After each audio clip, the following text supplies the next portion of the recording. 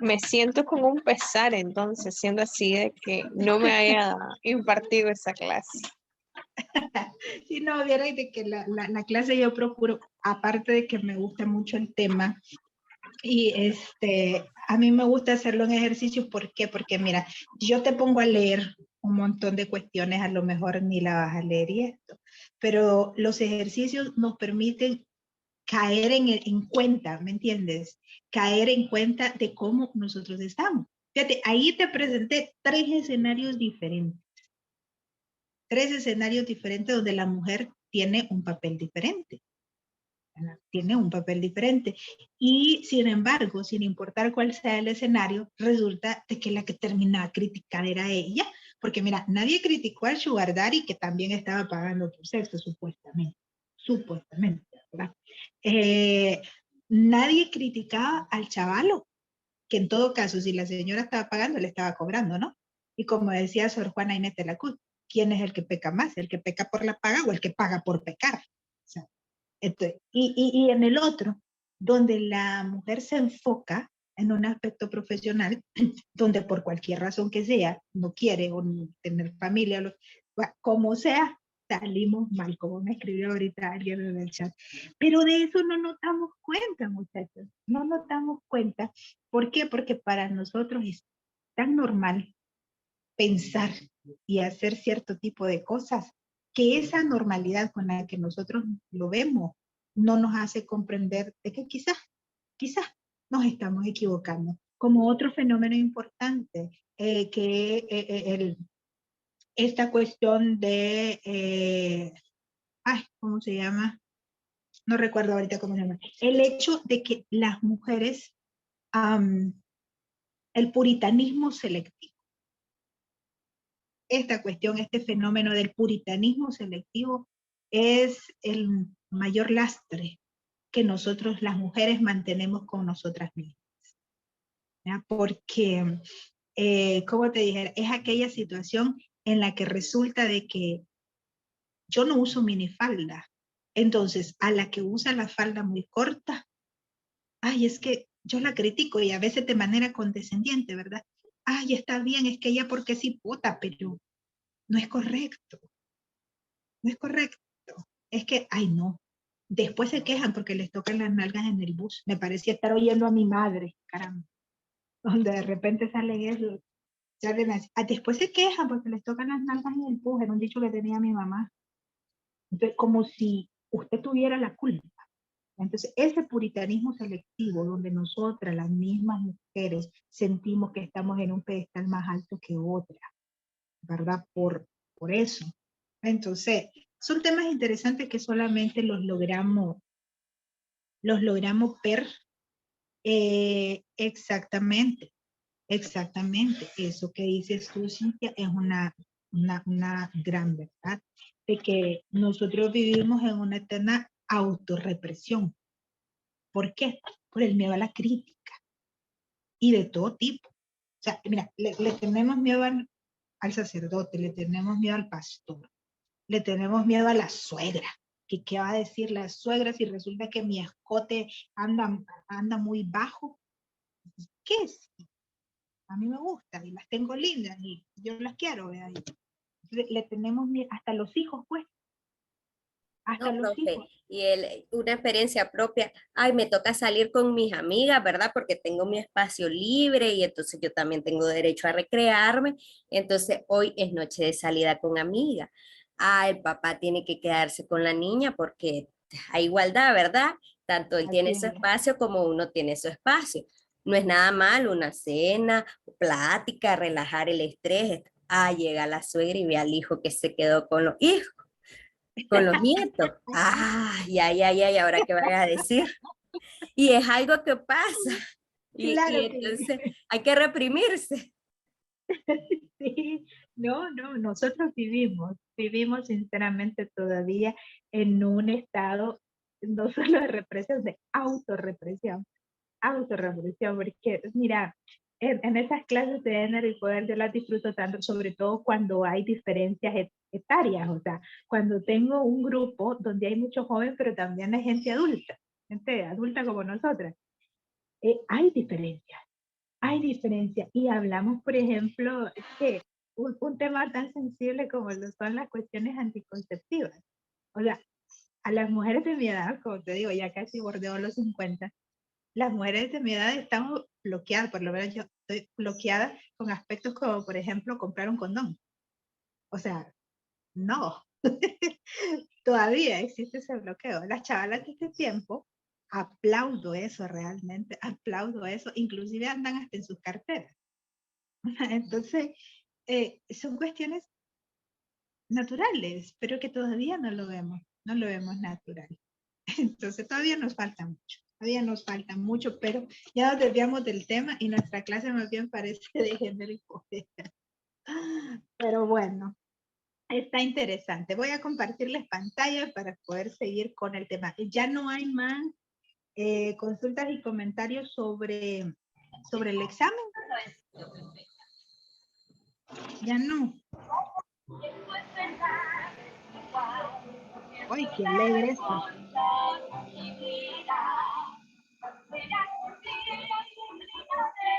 Me apaguen el micrófono, por favor. Ah, qué alegre están. Ok, este día, bueno, la semana pasada, muchachos, nosotros vimos un tema un tanto árido, la verdad, porque eso de estar viendo todavía algunas cuestiones que yo vi en idioma nacional, que luego vi en bachillerato y todo eso, sobre las cuestiones de redacción, a veces puede ser árido, pero es importante que nosotros aprendamos a utilizar, por ejemplo, el tiempo de los verbos para poder tener una redacción adecuada, legible, coherente, para poder utilizar los tiempos de una manera adecuada. Igualmente, los conectores, que fue la tarea que hicimos esta semana, los conectores, conocer los conectores a nosotros nos sirve para poder darle una mejor coherencia a las frases. Fíjense que en esa tarea que ustedes hicieron, no necesariamente había una sola forma de hacerlo o de decirlo en este caso. No había solo una forma. Yo estoy segura de que incluso más de alguno de ustedes van a elegir uno de los conectores y otro sobre otro.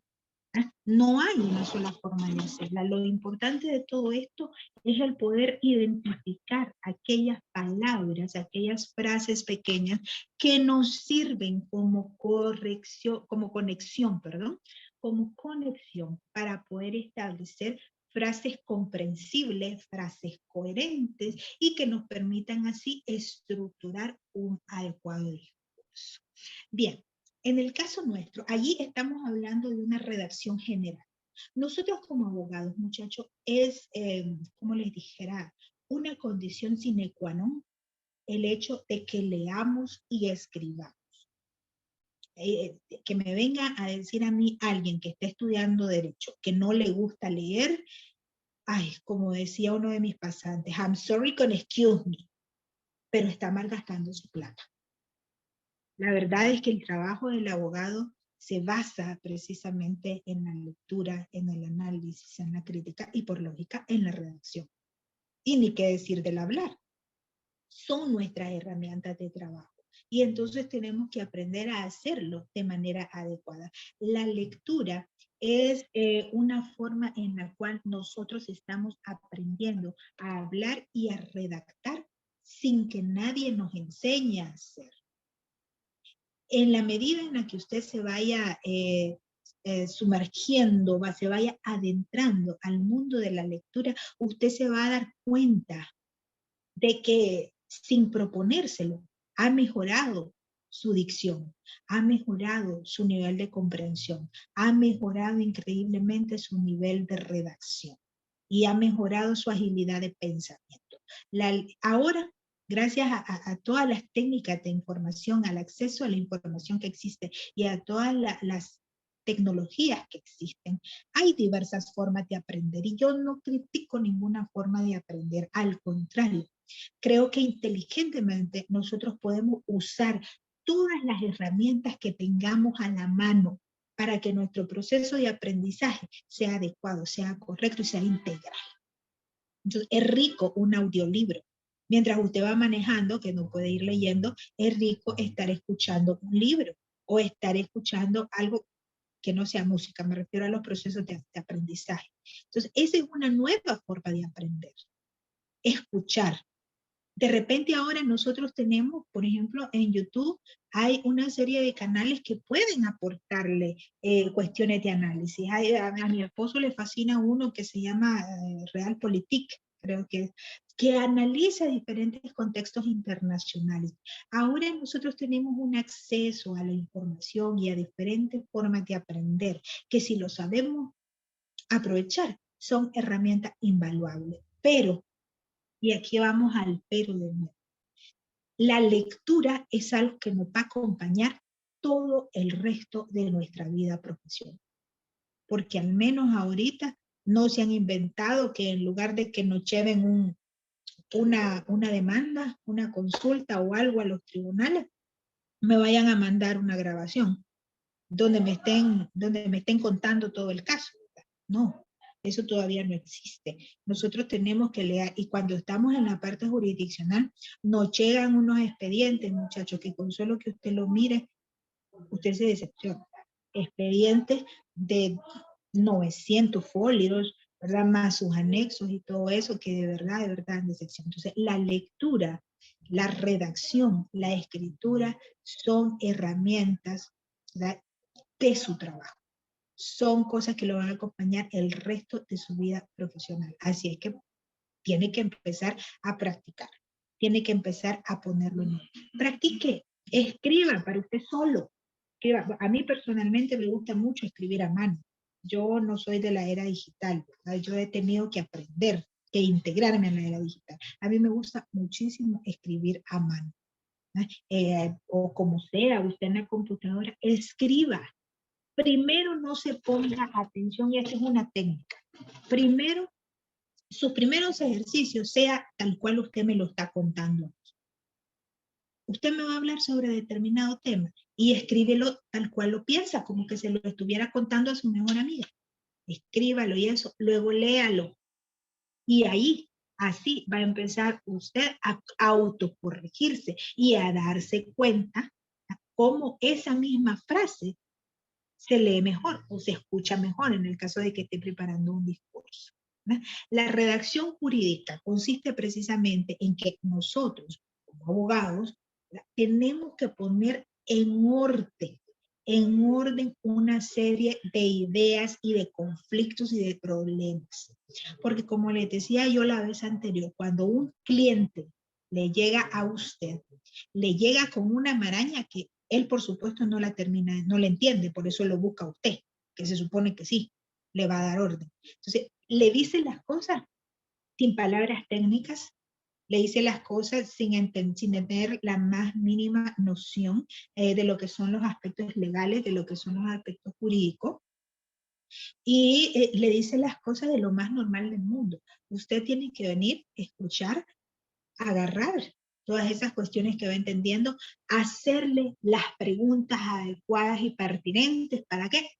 Para que todo lo que él no le ha dicho o le ha dicho de una forma poco comprensible, se las recalque y usted pueda tomarla. Y entonces usted puede venir, perdón, puede venir y puede empezar a darle forma a todas esas ideas, ¿verdad? Después de darle forma de manera escrita, usted ya va a empezar a estructurar todo lo que son sus herramientas orales que va a tener que utilizar, pues, ya directamente en el foro, que va a tener que utilizar ya cuando usted esté haciendo un alegato de apertura, cuando usted esté haciendo una presentación y una debida introducción de la prueba, cuando usted esté haciendo un interrogatorio, un contrainterrogatorio, cuando usted esté preparando un testigo, ¿verdad?, cuando usted esté haciendo un alegato de cierre, etcétera, etcétera. Todos esos momentos procesales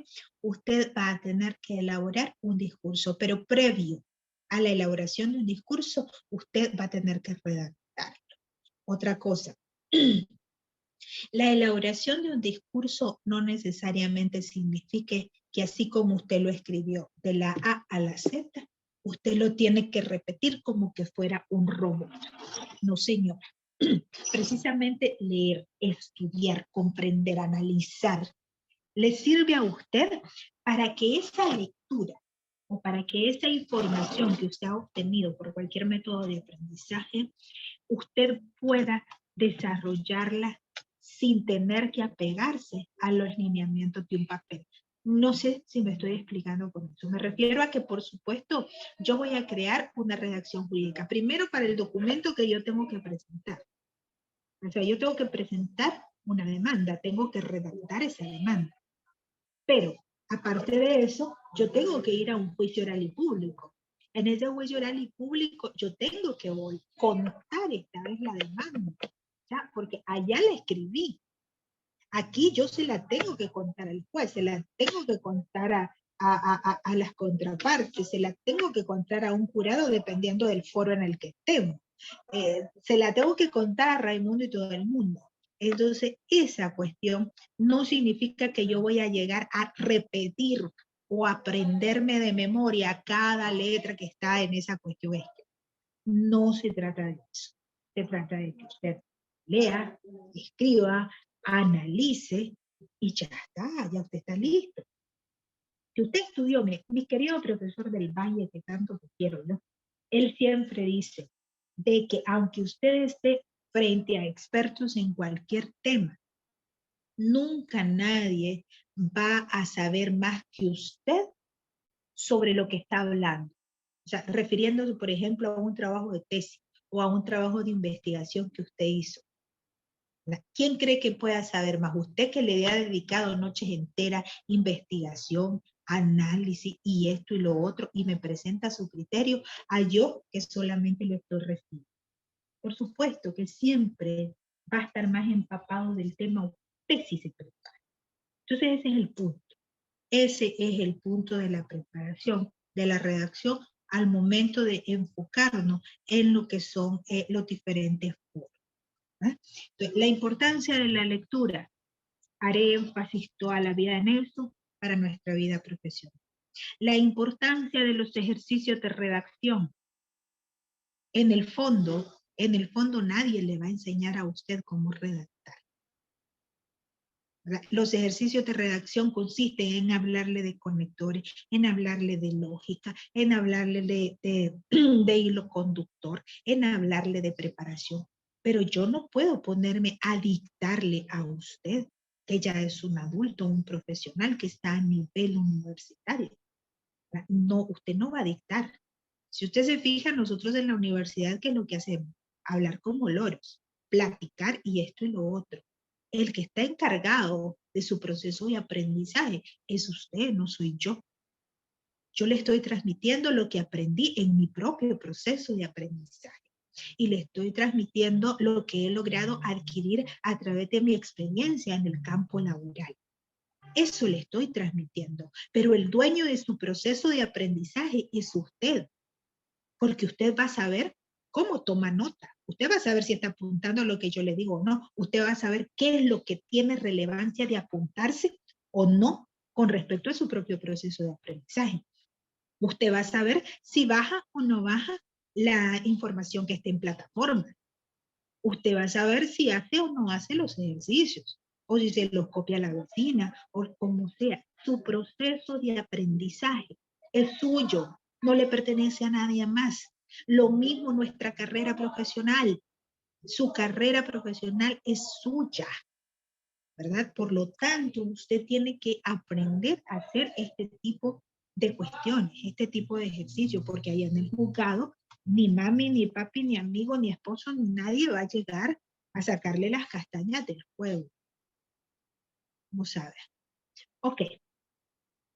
Entonces, esa labor nuestra que nosotros ejercemos como abogados es tomar una posición, ¿verdad? Dentro de lo que es el ejercicio profesional de litigación, porque recuerda que los abogados tenemos básicamente 3 sectores funcionales, ¿verdad? ¿Qué es lo que un abogado supuestamente al pasar 5 años en una universidad está facultado para hacer? O sea, es competente para realizar. Bueno, el abogado después de su proceso como estudiante, es competente para 3 ramas funcionales específicas. 1, asesorar. 2, tramitar. Y 3, litigar. Esas son nuestras ramas funcionales en el ejercicio del derecho. Usted va a salir graduado de la universidad siendo competente, supuestamente, siendo competente en asesorar, tramitar y litigar. Esas son sus áreas de función. Y cada una de sus materias, de las 52 materias que están dentro de su penso, están enfocados pues a su competencia de asesoría, a su competencia de litigación o a su competencia de trámite.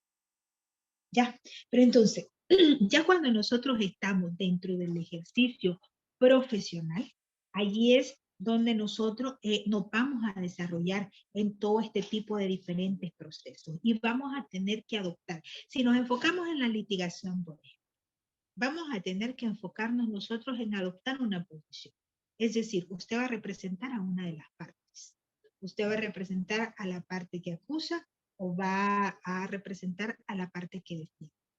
O va a estar del lado de la administración de justicia y va a ser un juez. ¿Verdad? Entonces va a tener que adoptar una determinada posición. Y en esa posición usted va a tener obviamente que redactar, que hablar, que ser congruente, que escribir, que leer y todas esas cuestiones. Igualmente, dentro de sus funciones como magistrados o como jueces, señor mío, usted tiene la idea de cómo algunos expedientes le llegan a los juzgados. Son expedientes grandísimos, en dependencia del tema.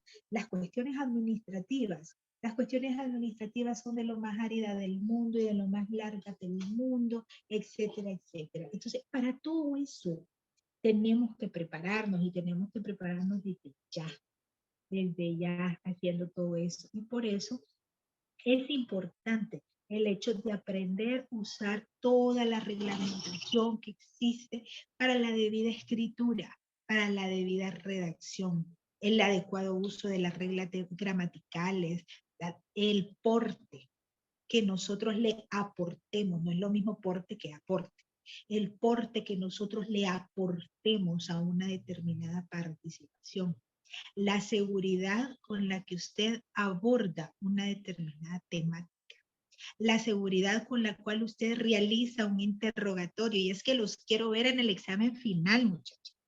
Los quiero ver en el examen final, ¿verdad? Haciendo un interrogatorio o un contrainterrogatorio, ¿verdad? Para ver de qué forma utilizamos las técnicas o haciendo sus alegatos. Los alegatos son una de las formas más bonitas de hacer ejercicio. A mí me gustaba mucho, ¿no? Y por eso lo utilizo. Donde usted tiene la oportunidad de resumir en un pequeño discurso su posición concreta previa a la presentación de los hechos y la prueba y posterior a la presentación de los hechos y la prueba. ¿Con la finalidad de qué? Con la finalidad de convencer de que ese cliente suyo es inocente o con la finalidad de convencer de que este señor es culpable, dependiendo de qué lado de la palestra está. Entonces es un ejercicio bonito que ya los quiero ver. Tenemos esa responsabilidad, ¿verdad? Con el mundo, con la sociedad y por supuesto con nosotros mismos, ¿verdad? Entonces, para poder tener una correcta redacción, no solamente en el ámbito jurídico, sino que en cualquier ámbito, ¿verdad? Pero acá lo que nos atañe en la escritura forense, se deben conocer las reglas generales de la gramática, de la ortografía, debemos entender el manejo de las pausas. Fíjense que el manejo de las pausas es una cuestión más importante de lo que todos creemos, porque una pausa bien utilizada puede generar o puede mantener el interés dentro de nuestra temática. Pero también una pausa mal utilizada puede crear una desconexión completa de lo que estamos haciendo o diciendo. Es decir, pausas muy largas, por ejemplo, pueden obligarnos a decir, ya ¿qué le pasó? Se le olvidó, porque eso es lo primero que decimos todos, se le olvidó, ya se le olvidó lo que me estaba diciendo.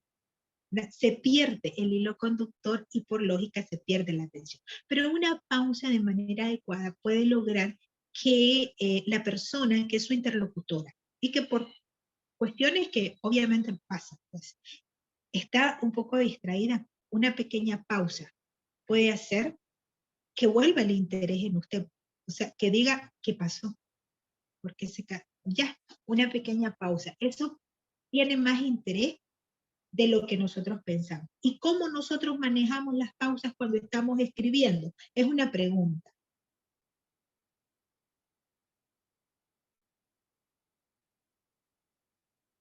Con los signos de puntuación, con las comas, con los puntos, punto y coma. Es correcto. Es correcto. Las pausas nosotros las planificamos a través de los signos de puntuación.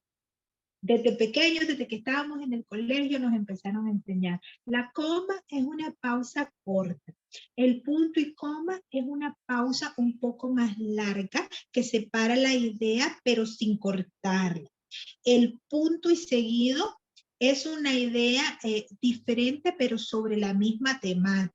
El punto y aparte separa no solamente el párrafo, sino que separa completamente la idea de la que estamos abordando, etcétera, etcétera, ¿verdad? Y esas pausas, nosotros las trasladamos al hablar.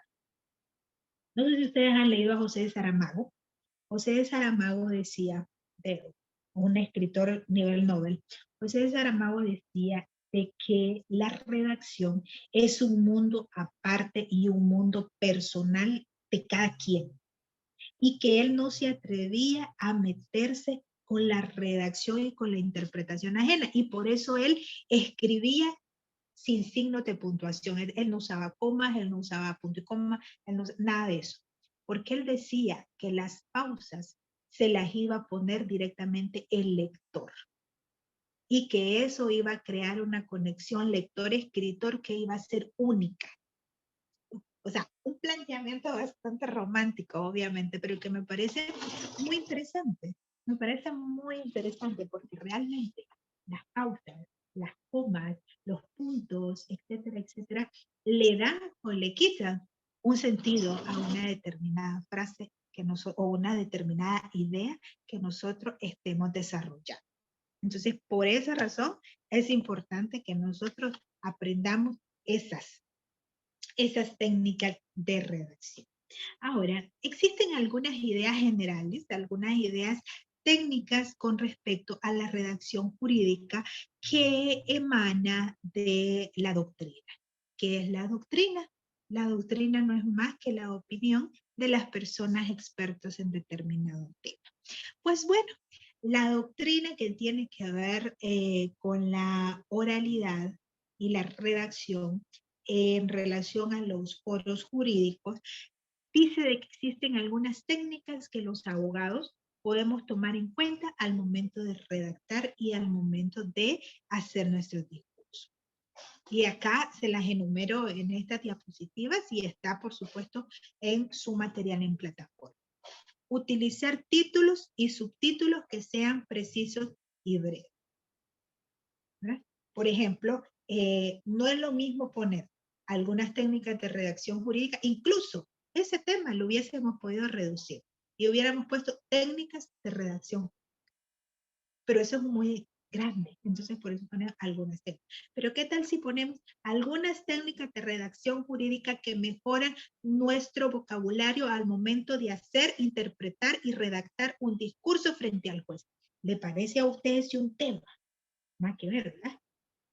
Nos perdemos completamente en toda la lara. Entonces, una de ellas es utilizar títulos y subtítulos que sean precisos y breves y que crean la introducción a lo que usted va a decir. Porque el objeto de un título es ese. El hecho de que usted me esté avisando de qué me va a hablar. Eso tiene que ver con un título y un subtítulo. Otra técnica, mantener un lenguaje técnico jurídico. Recordemos que la redacción jurídica está elaborada por y para profesionales del derecho. Ya cuando nos referimos al discurso que vamos a enfrentar en un foro jurídico. Está hecho por y para profesionales del derecho. Por lo tanto, mantener un debido lenguaje técnico jurídico es esencial. Se tienen que redactar oraciones breves, claras, concisas. El tema principal debe estar en las oraciones principales y no en las oraciones subordinadas. Las oraciones principales son aquellas que nos llevan de manera directa al tema que estamos tratando. Y las subordinadas son las que dan soporte o las que dependen del tema principal, que nos sirven básicamente para reforzar ideas, para introducir ideas nuevas sobre el mismo tema y para hilvanar unas ideas con otras con relación al mismo tema. A eso se le llama oraciones subordinadas, porque dependen de las mismas y nos sirven para soportar, para reforzar las ideas principales. La redacción jurídica debe ser sencilla y lo más clara posible. ¿Para qué? Para evitar dobles interpretaciones o interpretaciones ambiguas. En derecho, por el contrario, lo que nosotros queremos lograr son certezas, no ambigüedades, y eso se tiene que reflejar en la debida redacción. Debemos evitar el uso de nominalizaciones, es decir, atribuir demasiados sustantivos a una parte de la redacción. Eso forma parte dentro de lo que es la redacción sencilla. Una redacción que en algunos momentos podría caer casi en lo coloquial. No podemos decir que tiene que hacer una redacción coloquial porque no, estamos hablando de mantener un lenguaje técnico jurídico, pero sí llevarla a un nivel de sencillez que su discurso no pueda malinterpretarse o no pueda quedar sujeto a algún tipo de dudas. Se debe tratar de simplificar las frases verbales y en esto debemos de tener un poco de cuidado con el manejo de los usos del tiempo de los verbos. Que eso, le deberé ser honesta, sigue siendo a estas alturas y a mis 47 años un verdadero dolor de cabeza. Y creo que por eso me salí 4 veces de curso de inglés también, porque el verbo to be me venció. Los tiempos verbales son muy importantes al momento de hacer una redacción coherente. También debemos de tratar de hacer el menor uso posible. No es que no se pueda, sí se puede, pero se debe tratar de hacer el menor uso posible de neologismos o extranjerismos que sean particulares o que sean pocos conocidos. Y en la medida de lo posible, el tratar de utilizar palabras que sean demasiado idiosincráticas también es lo más adecuado, el tratar de evitarlo. O sea, ser sencillo no significa ser idiosincrático al momento de hablar.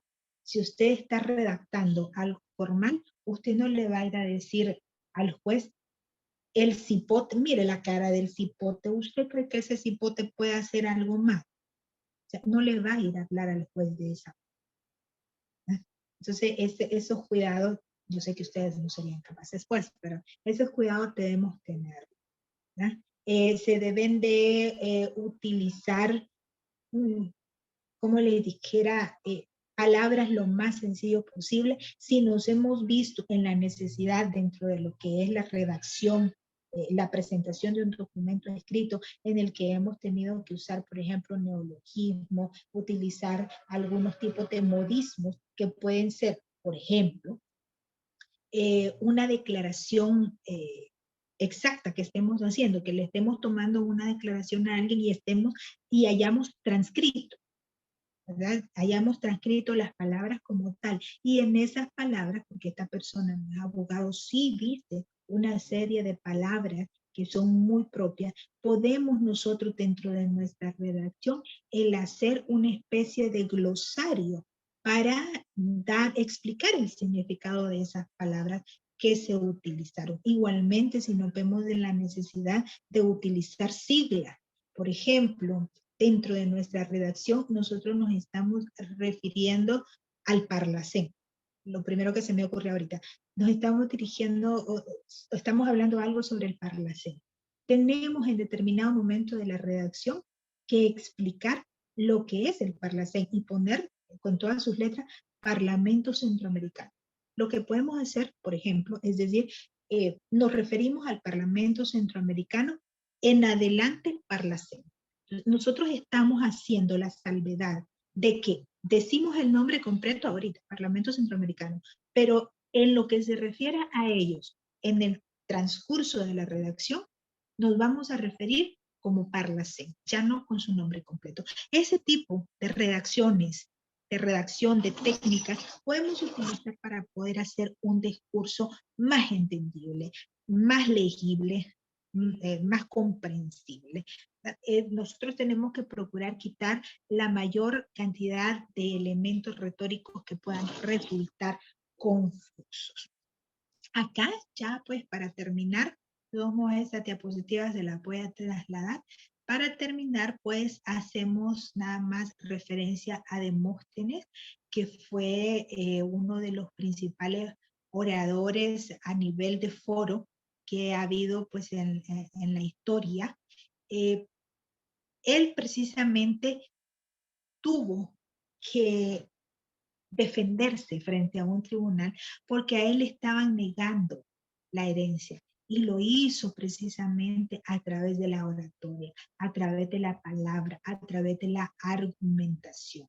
Logró así convencer al juez de que la herencia le correspondía a él. La argumentación es la base fundamental. Dime, Cintia. En las primeras sesiones usted comentó la historia de Demóstenes. A mí me pareció bien interesante y de hecho después fui a leerla porque decía que él para aprender a poder hablar y tener esa capacidad de oralidad y retórica tuvo que llenarse la boca de piedra para poder aprender a modular su voz y a entonarla, y iba a practicar a la orilla del mar para que las olas le ayudaran a modular el sonido de su voz con tranquilidad. Me pareció bastante interesante porque él, al inicio, cuando él quiso ir a reclamar su herencia de toda la mala administración que habían tenido los que habían quedado como administradores de sus bienes, se burlaron de él. Y en base a eso él tuvo que aprender y después fue uno de los mejores oradores en la historia. Exactamente, exactamente. Si es que, mira, nosotros podemos tener habilidades natas, porque sí las tenemos. Para unas personas somos más hábiles con las manos, otras somos más hábiles con otro tipo de cuestiones. Eso es una realidad.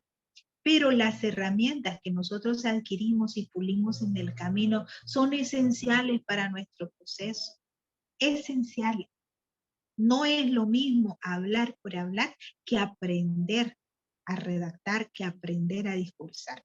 Y sí, él tuvo que practicar mucho. No sé si ustedes han visto la película también, no recuerdo cómo se llama, del rey, el discurso del rey. Igual. Y esa es una historia real también, igual como la de Demóstenes, donde el rey era tartamudo y tuvo que hacer muchas cuestiones para poder sacar adelante su problema y se convirtió en uno de los mejores oradores, de los más reconocidos. Las abuelas decían que nadie nace aprendido. Todos venimos a aprender y todos tenemos la capacidad de aprender en diferentes funciones, en diferentes momentos, de diferentes maneras. Así que para eso precisamente estamos nosotros en todo este proceso que nos va a acompañar hasta la muerte, muchachos, porque nosotros vamos a dejar de aprender hasta el momento en que demos el último suspiro. Nos quedamos hasta el día de hoy. Nos vemos el sábado. Leche Bodona. Voy a tener el gusto de conocer a varios de ustedes, a otros de verlos nuevamente. Y espero que tengamos un debate muy bonito. Estamos en comunicación en la semana, ¿sí? Buenas tardes a todos. Cuídense. Buenas tardes.